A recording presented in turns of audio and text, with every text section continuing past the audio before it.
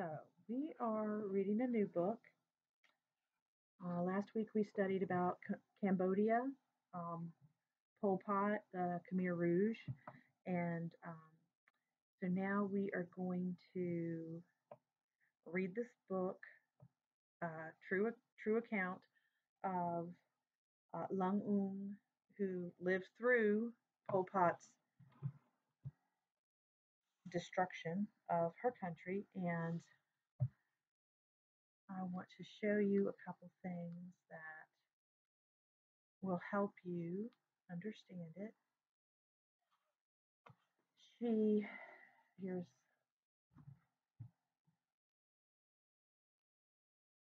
it's called First They Killed My Father. A daughter of Cambodia remembers. This book is dedicated in memory of the 2 million people who perished under the Khmer Rouge regime. And then she dedicates it to her father, her mother, and her brothers and sisters.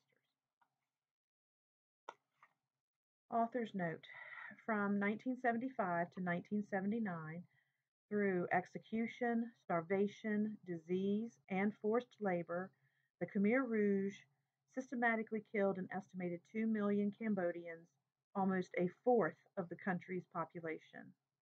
This is a story of survival, my own and my family's, though these events constitute my experience. My story mirrors that of millions of Cambodians. If you had been living in Cambodia during this period, this would be your story too. So this is her family chart, she calls it.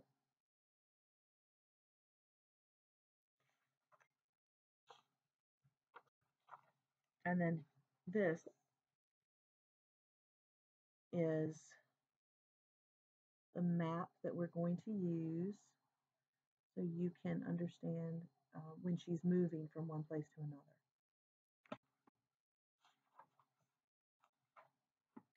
April 1975, Phnom Penh. Phnom Penh City wakes early to take advantage of the cool morning breeze before the sun breaks through the haze and invades the country with sweltering heat. Already at 6 a.m., people in Phnom Penh are rushing and bumping into each other on dusty, narrow side streets. Waiters and waitresses in black and white uniforms swing open shop doors as the aroma of noodle soup greets waiting customers. Street vendors push food carts piled with steamed dumplings, smoked beef teriyaki sticks, and roasted peanuts along the sidewalks, and begin to set up for another day of business.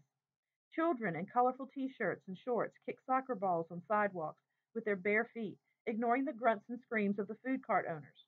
The wide boulevards sing with the buzz of motorcycle engines, squeaky bicycles, and for those wealthy enough to afford them, small cars. By midday, as temperatures climb to over 100 degrees, the streets grow quiet again. People rush home to seek relief from the heat, have lunch, take cold showers, and nap before returning to work at 2 p.m.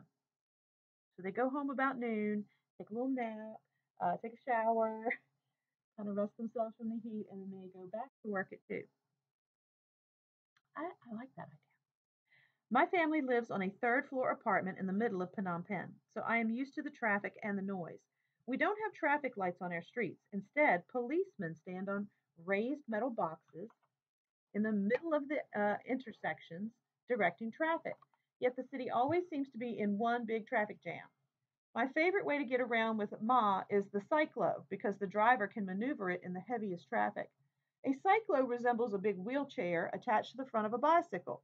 You just take a seat and pay the driver to wheel you around wherever you want to go. Even though we own 2 cars and a truck, when Ma takes me to the market, we often go in a cyclo because we get to our destination faster. Sitting on her lap, I bounce and laugh as the driver pedals through the congested city streets. This morning, I am stuck at a noodle shop a block from our apartment in this big chair. I'd much rather be playing hopscotch with my friends. Big chairs always make me want to jump on them. I hate the way my feet just hang in the air and dangle. Today, Ma has already warned me twice not to climb and stand on the chair. I settle for simply swinging my legs back and forth beneath the table. Ma and Pa enjoy taking us to a noodle shop in the morning before Pa goes off to work. As usual, the place is filled with people having breakfast. The clang and clatter of spoons against the bottom of bowls, the slurping of hot tea and soup, the smell of garlic, cilantro, ginger, and beef broth in the air make my stomach rumble with hunger. Across from us, a man uses chopsticks to shovel noodles into his mouth. Next to him, a girl dips a piece of chicken into a small saucer of hoisin sauce while her mother cleans her teeth with a toothpick. Noodle soup is a traditional breakfast for Cambodians and Chinese. We usually have this or a special treat, French bread with iced coffee. Sit still, Mom says as she reaches down to stop my leg mid swing, but I end up kicking her hand. Ma gives me a stern look and a swift slap on my leg. Don't you ever sit still? You are 5 years old. You are the most troublesome child. Why can't you be like your sisters? How will you ever grow up to be a proper young lady?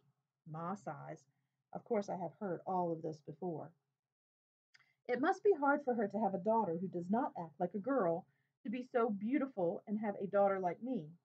Among her women friends, Ma is admired for her height, slender build, and porcelain white skin.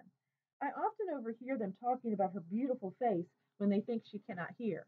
Because I'm a child, they feel free to say whatever they want in front of me, believing I cannot understand. So while they're ignoring me, they comment on her perfectly arched eyebrows, almond shaped eyes, tall, straight western nose, and oval face. At 5'6", Ma is an Amazon among Cambodian women. Ma says she's so tall because she's all Chinese. She says that someday my Chinese side will also make me tall. I hope so because now, when I stand, I'm only as tall as Ma's hips. Princess Mononith of Cambodia, now she is famous for being proper, Ma continues. It is said that she walks so quietly that no one ever hears her approaching. She smiles without ever showing her teeth.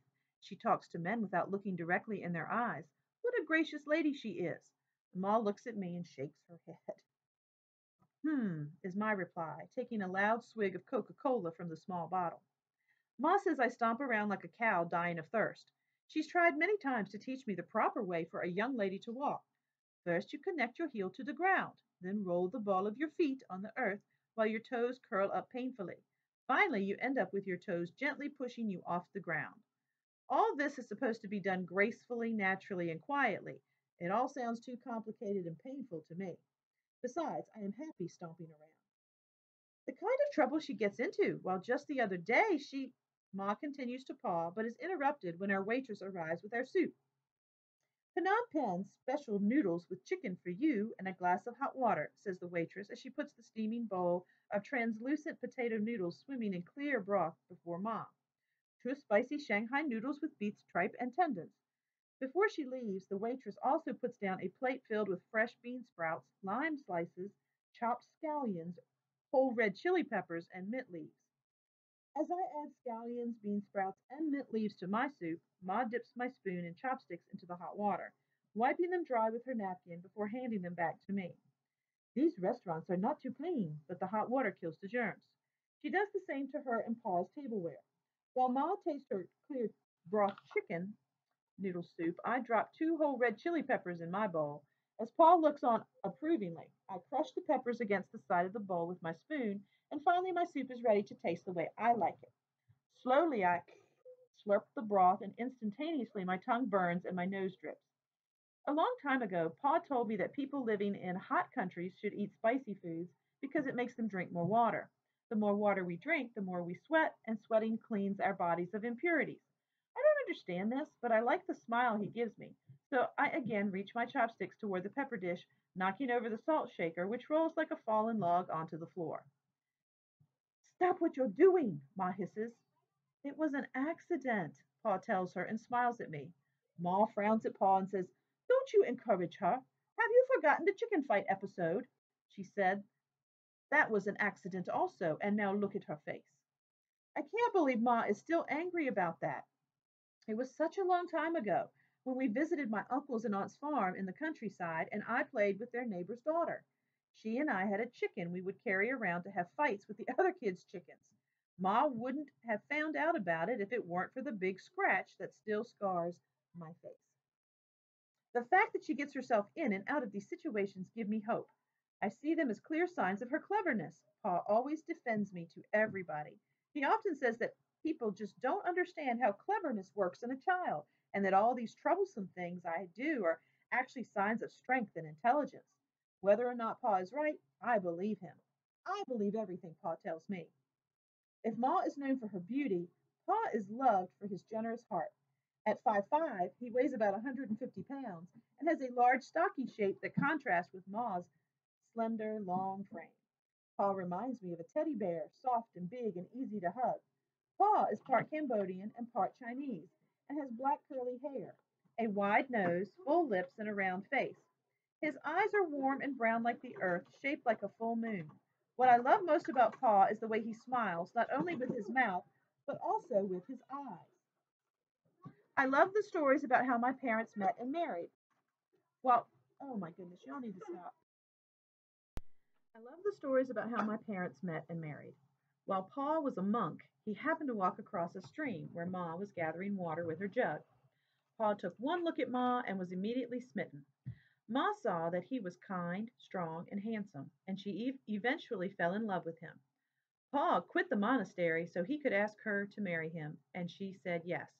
However, because Pa is dark skinned and was very poor, Ma's parents refused to let them marry, but they were in love and determined, so they ran away and eloped. They were financially stable until Pa turned to gambling. At first, he was good at it and won many times. Then one day he went too far and bet everything on a game, his house and all his money. He lost that game and almost lost his family when Ma threatened to walk out on him if he did not stop gambling. After that, Pa never played card games again. Now we are all forbidden to play cards or even to bring a deck of cards home. If caught, even I will receive grave punishment from him. Other than his gambling, Pa is everything a good father could be: kind, gentle, and loving. He works hard as a military police captain, so I don't get to see him as much as I want. Ma tells me that his success never came from stepping on everyone along the way. Pa never forgot what it was like to be poor, and as a result, he takes time to help many others in need. People truly respect and like him. Lung is too smart and clever for people to understand, Pa says and winks at me. I beam at him. While I don't know about the cleverness part, I do know that I am curious about the world, from worms and bugs to chicken fights and the bras Ma hangs in her room. There you go again, encouraging her to behave this way. Ma looks at me, but I ignore her and continue to slurp my soup. The other day she walked up to a street vendor selling grilled frog legs and proceeded to ask him all these questions. Mister, did you catch the frogs from the ponds in the country? Or do you raise them? What do you feed frogs? How do you skin a frog? Do you find worms in its stomach? What do you do when the bodies with the bodies when you sell only the legs? Lung asked so many questions that the vendor had to move his cart away from her. It is just not proper for a girl to talk so much. Squirming around in a big chair, Ma tells me it also is not proper behavior. I'm full. Can I go? I ask, swinging my legs even harder. All right, you can go play, Ma says with a sigh. I jump out of the chair and head off to my friend's house down the street. Though my stomach is full, I still crave salty snack food. With the money Pa gave me in my pocket, I approach a food cart selling roasted crickets. There are food carts on every corner selling everything from ripe mangoes to sugar cane, from Western cakes to French crepes. The street foods are readily available and always cheap.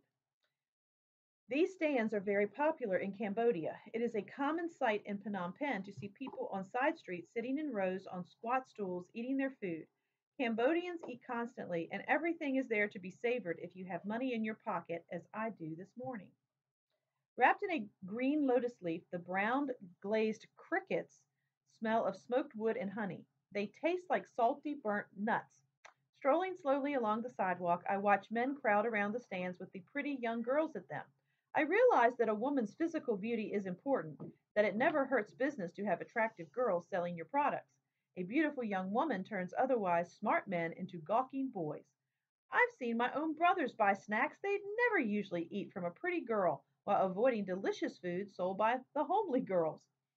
At 5, I also know I am a pretty child, for I have heard adults say to Mom many times how ugly I am. Isn't she ugly?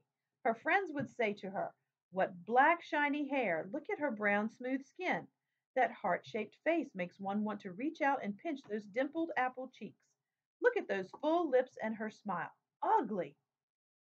Don't tell me I am ugly, I would scream at them, and they would laugh. That was before Ma explained to me that in Cambodia, people don't outright compliment a child. They don't want to call attention to the child.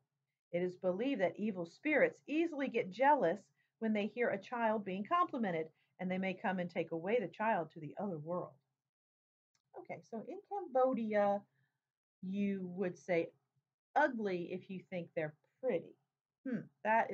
That would be strange to get used to. All right, that is all of chapter 1.